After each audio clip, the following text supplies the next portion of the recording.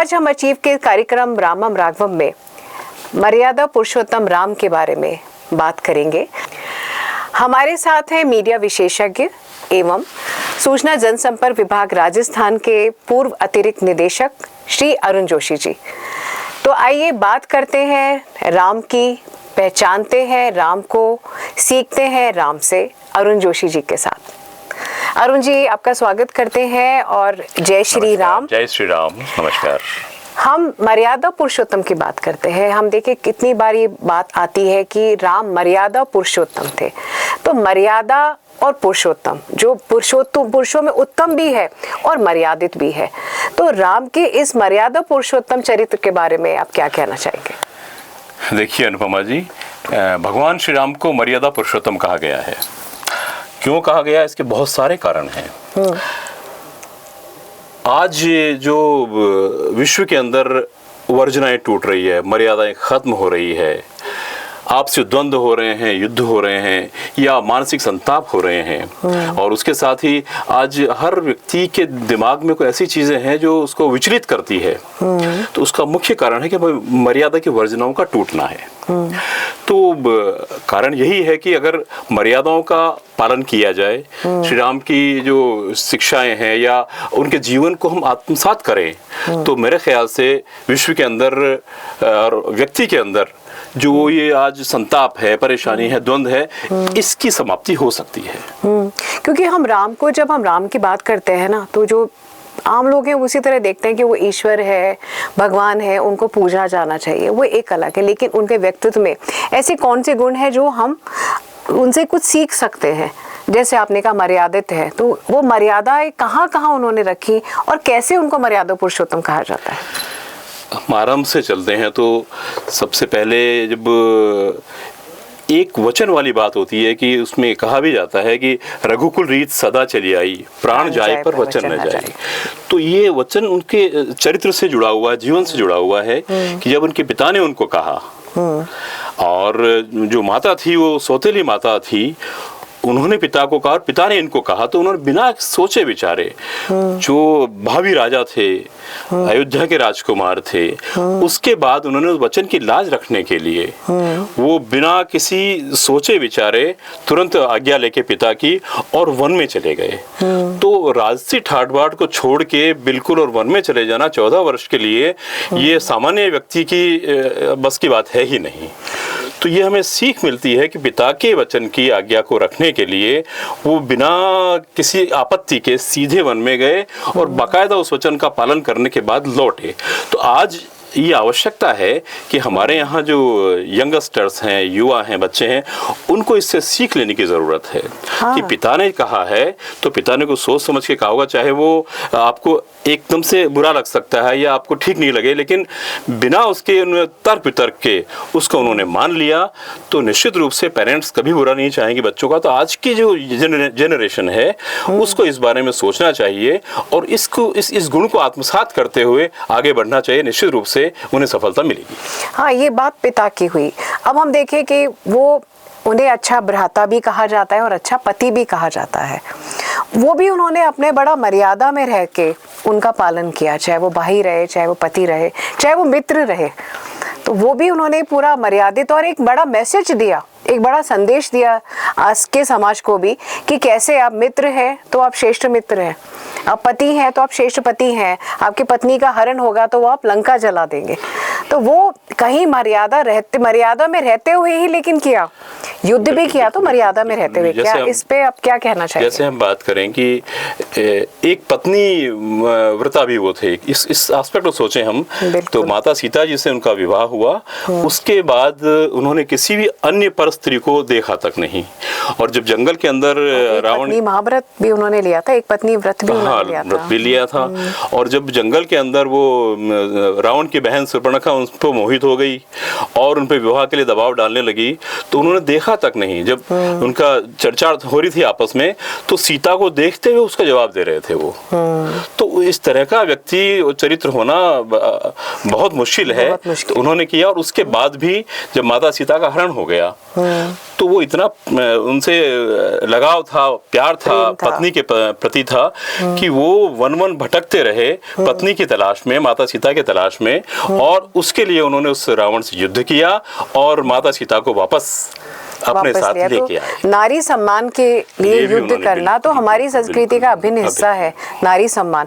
और उसको उन्होंने एक पहचान बनाया कि देखो ये हमारी संस्कृति में अगर नारी की सम्मान पे अगर जरा सी भी आँच आती है तो हमारे यहाँ तो लंकाएं जलती हैं फिर। बिल्कुल। और इसके साथ मैं कहना चाहूंगा, वाल्मीकि आश्रम में जब माता सीता चली गई थी, हाँ। तो उस वियोग के अंदर उन्होंने जमीन पे सोना शुरू कर दिया था।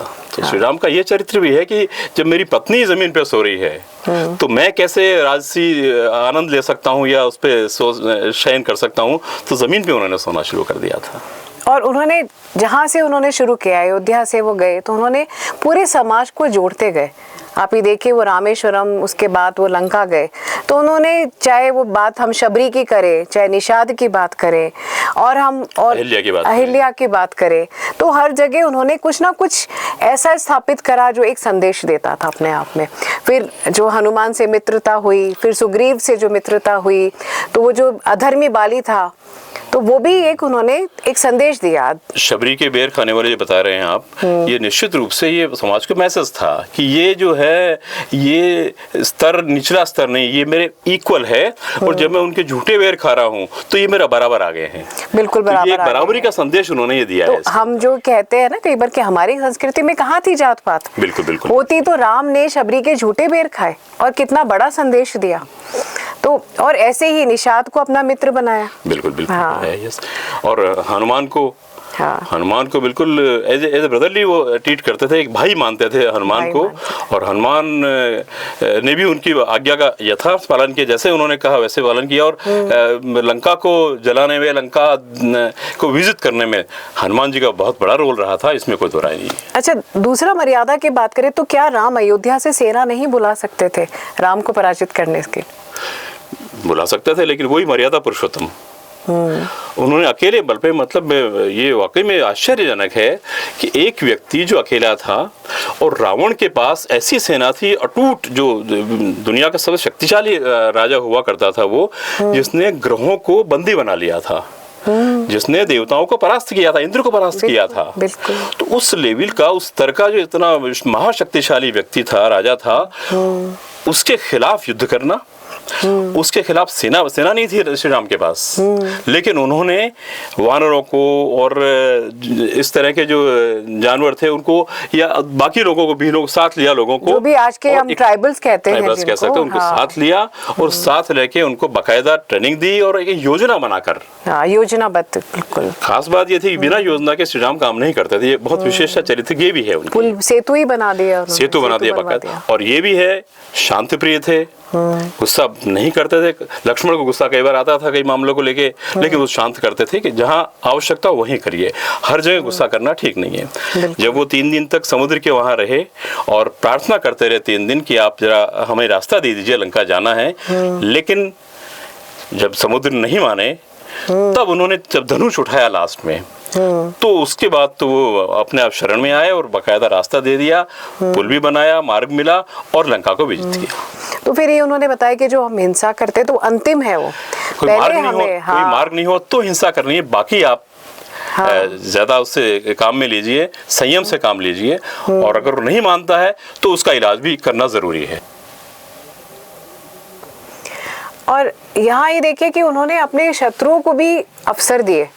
ऐसा नहीं है कि सीधे उन्होंने युद्ध करना शुरू कर दिया और उन्होंने शुरू में जाके अटैक कर दिया, उन्होंने उनको भी अवसर दिया। दूध भेजा उन्होंने, हनुमान जी को दूध बना के भेजा कि आप माता सीता को आप वापस छोड़ दीजिए, और एक दूध के रूप में वो हनुमान जी गए, उन्होंने आग्रह किया, लेकिन रावण अपनी उसमें अहंकार में इतना डूबा हुआ था कि मेरे से ऊपर कोई भी नहीं है, तो उन्होंने उसकी बात नहीं मानी। और उसके बाद धीरे धीरे 3-4 अवसर देने के बाद अंतिम जो मार्ग था वो युद्ध का था, और युद्ध भी उन्होंने बहुत योजना बना के उस युद्ध को किया और विजय प्राप्त की। तो कितना कुछ हमें राम के जीवन से सीखने को मिलता है। अभी यहाँ जब हम अपनी भारतीय संस्कृति की बात करते हैं तो दो नाम सबसे पहले हम राम कृष्ण, हरे राम हरे कृष्ण बोलते हैं। तो हम जब कृष्ण से, जो कृष्ण भी हमें अत्यंत प्रिय है, तो हम उनसे जब तुलना करते हैं राम की, तो हम किस तरह से करते हैं? दोनों विष्णु के अवतार थे, उसमें तो कोई दो राय नहीं है, लेकिन समय की मांग क्या थी वो अलग थी। हाँ। तो जहाँ महाभारत की बात करते हैं तो वहाँ सारी राजनीति खेली गई पूरे हर और बदल चुका था समय की मांग ये थी कि पॉलिटिक्स उसमें आ गई। हर भगवान श्री कृष्ण ने राजनीतिक रूप में उसको लिया और उसके बाद सफलता प्राप्त की, क्योंकि वो अगर यहाँ मर्यादा वाली बात आती तो वो शायद वो सफलता नहीं मिल पाती। लेकिन जहाँ तक श्री राम की बात है, उन्होंने कभी छल का सहारा नहीं लिया और वो एक सही ट्रैक पे बढ़ते रहे, मर्यादा के ट्रैक पे, और उसी ट्रैक पे चलते उन्हें सफलता प्राप्त की। हाँ, लेकिन कृष्ण के समय बिल्कुल समय परिवर्तन भी हो गया था, युग परिवर्तन भी हो गया था। तो अगर वो मर्यादित रह के अगर करते तो शायद वो उस युद्ध को नहीं जीत पाते, और धर्म स्थापना जो उनको उस युग में करनी थी तो वो नहीं कर पाते। बिल्कुल तो मर्यादा में रह के उस समय करना तो सही था, बिल्कुल सही था उनकी हाँ, जगह। लेकिन हाँ, उस युग में बहुत सारी जो थी बातें वो बदल चुकी थी। तो आगे हम आज के परिप्रेक्ष्य में बात करते हैं। आज के परिप्रेक्ष्य में जो राम राज्य कहा जाता है, तो आज की तारीख में लोग ये भी कहते हैं कि पुत्र हो तो श्री राम जैसा, भाई हो तो श्री राम जैसा, पति हो तो श्री राम जैसा। तो ये बहुत बड़ी बात है कि राम को आज भी आदर्श मानते हुए लोग, बड़े बुजुर्ग यही कहते हैं कि राम राज्य के लिए जरूरी है कि हम इन चीजों का पालन करें, और ऐसा अगर पुत्र होता है तो वो बहुत सौभाग्य की बात उनके लिए होगी। और हम जैसे आज की राजनीति की भी बात करें तो कहते हैं कि राम राज्य में तो ताले नहीं लगाए जाते थे, मतलब सब और वैभव था, सुख शांति थी। तो वो एक उन्होंने एक राम राज्य की तो हम बात करते हैं कि देखो राम राज्य है, तो एक वो जो परिकल्पना थी, तो आज भी वो हम उससे सीखने को हमें बहुत कुछ मिलता है। ये जरूरी है। इसके साथ ही खास बात मैं आज ये कहना चाहूँगा, आज के युवा जो हैं उनको श्री राम के बारे में बताने की आवश्यकता है, पेरेंटिंग की आज आवश्यकता है। हाँ। कि हम श्री राम के आदर्शों को, उनके गुणों को, उनके चरित्र को, जो हमारे नए बच्चे हैं, यंगस्टर्स हैं, स्टूडेंट्स हैं, हमारे जो बच्चे युवा हैं, उनको बताया जाए। क्योंकि जब तक हम बताएंगे नहीं, पता नहीं पड़ेगा कि इतिहास को इतना तोड़ मरोड़ के बताया गया कि उनको समझ में नहीं आ रहा कि क्या सत्य क्या असत्य है। तो आज आवश्यकता है कि हम श्री राम, भगवान श्री राम के चरित्र को, उनके गुणों को, उनके आदर्शों को इन नए जनरेशन को बताया जाए, ताकि वो उसको सीख सके और अपने अंदर आत्मसात कर सके। बिल्कुल।